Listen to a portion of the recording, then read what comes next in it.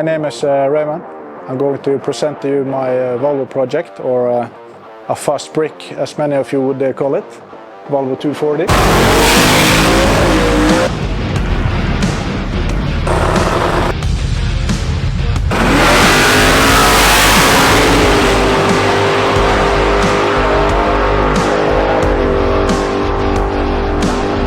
For several years now, the last 3 or 4 years, we've been using a LS-based engine, a so-called junkyard engine, but we've filled it with forged internals, as you can see. After 3 or 4 seasons now, we see that the block has started to give in. It has been showing signs of trying to commit suicide. This year, I think we will try to go for a much more rigid setup, dart block and some aftermarket heads, masked motorsports. So a lot of experienced LS fans know. The block has some weaknesses, so we've tried to epoxy fill to reinforce the deck, but it's cracking where the cylinders are the weakest.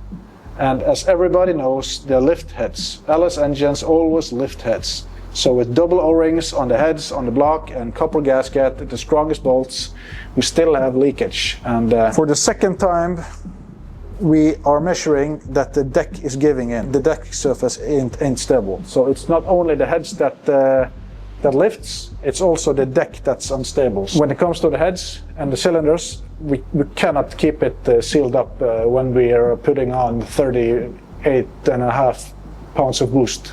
It just won't handle it. It's just leaking everywhere.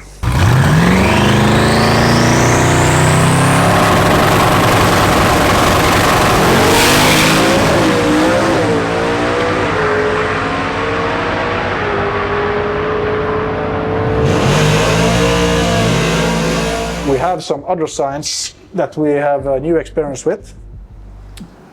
We tried this in the 24 season to convert to steel caps. We changed out the original ones, put in steel caps, we pinned them, put double pins on everything, and ARP bolts, and line honed everything. It was nice and straight, and everything, the clearances was perfect. But when we have taken the engine apart, we can see the cap has been walking. You see material has been mating with the cap. So as you can see on the cap, you have material from the block that has been mating with the cap due to kind of micro vibration or cap walk, as many states. But else, all the internals look perfect. The bearings are like brand new. The crankshaft looks beautiful. The lifters, we use DSS pistons. The skirts on the pistons look awesome. We've been running these for 3 seasons with everything from 1300 to, well, 1500 plus. We've been past 1600. Heads, as everybody know, it's stock heads, but they lift. They won't keep anything sealed up on these kinds of boosts. So we have Callis, rods, DSS pistons, K1 technology crankshaft, everything forged, and of course Brian Tooley Stage 2 twin turbo camshaft. These are awesome camshafts. They really work as they should. Everything beside the block. The block is simply just trying to commit suicide. Many of you will state we've put out much more horsepower than this. It's not filled entirely up. I have a water jacket underneath the epoxy. I just used it to reinforce the deck and to dry deck it, because when the heads lift, I won't have water underneath my tires. It's dangerous to risk having water under the tires. The block don't handle that much boost over time with, like you see, a heavy brick. The car weighs 3,750 pounds. With me in the seat. To be able to pull this car down the track at a maximum speed of 164 miles per hour, it will really be hard on parts. Transmission, the chassis, the block. So we've been punishing this block for 3 or 4 years now. So time to move on.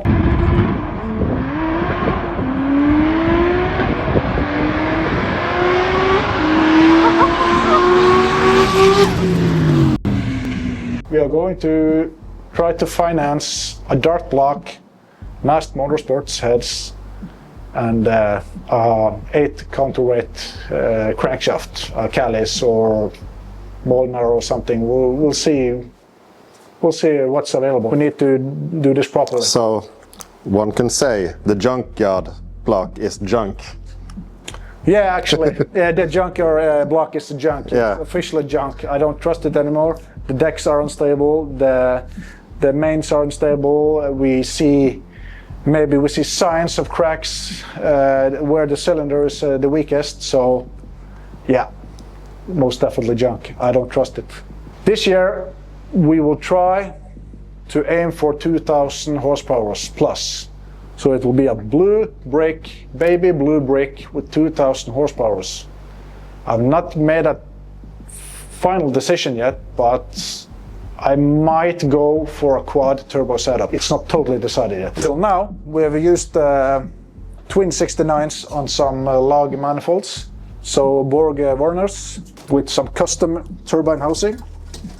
The turbine housing that comes original to the turbos, in my opinion, they were too big.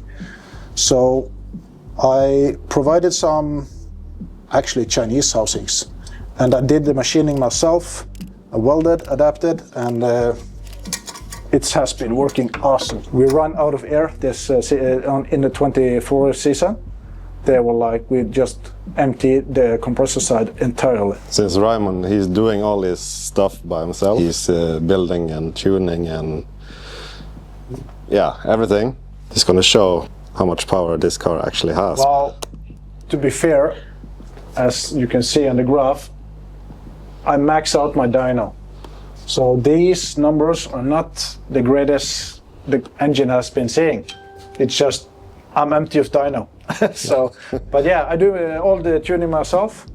I build my engine, I tune my engine, but I do not have equipment to machine the engine parts myself. But I try to do as much as possible myself. Pretty proud of that, to build my own engine, to tune my own engine, and to have the results I have with my Volvo 240. So these 1,312. Yeah, that's on the wheels. That's wheel horsepower. It's through a heavy automatic 4L80 transmission, and a 4 9-inch with a 3.0 ratio. So I have a heavy drivetrain, so with the heavy car, 3,700 plus pounds.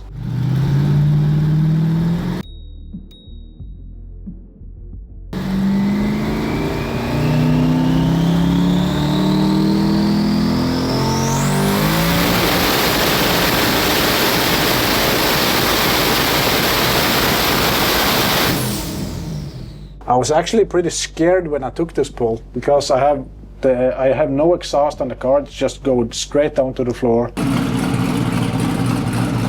It was shooting flames, and as you can see on the graph, it just go up and it keeps the engine beyond 1200 and just keeps it there for like 7 or 8 seconds. So I was like, fuck, am I going to let off the throttle soon, or what will happen?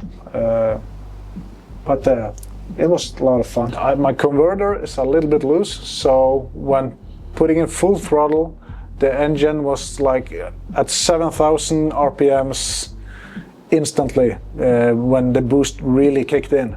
And it kept itself between 7,000 and 7,700 for like 7 seconds. The flames were shooting underneath the car, and I've never had that hard pull in the dyno before. While I was taking the pull, I was like, am I just going to let off the throttle now, or what's happening? Because it was so loud, and I wasn't aware that the RPM was going to just flash up to 7,000 and keep itself there until the pull was finished. That was kind of, as you can see in the Haltech log, throttle. When I put down the full throttle, it just flashes up to 7,000 and keeps itself there. Well, it wasn't actually until I got home and watched the video of the dyno pull. I filmed the screen while taking the dyno, So when I got home and studied the data, I saw on the screen there were some blue spots on the screen. So I played it back, and I was like, oh shit, there are actually coming flames out of the car at 4 different spaces. We have 2 downpipes and we have 2 pipes for the wastegates. They are screamer pipes. So I was like, oh shit, there were actually blue flames all over the place. So was just lucky that nothing got on fire. So Yeah. it was kind of fun also. I must admit that the heart was beating.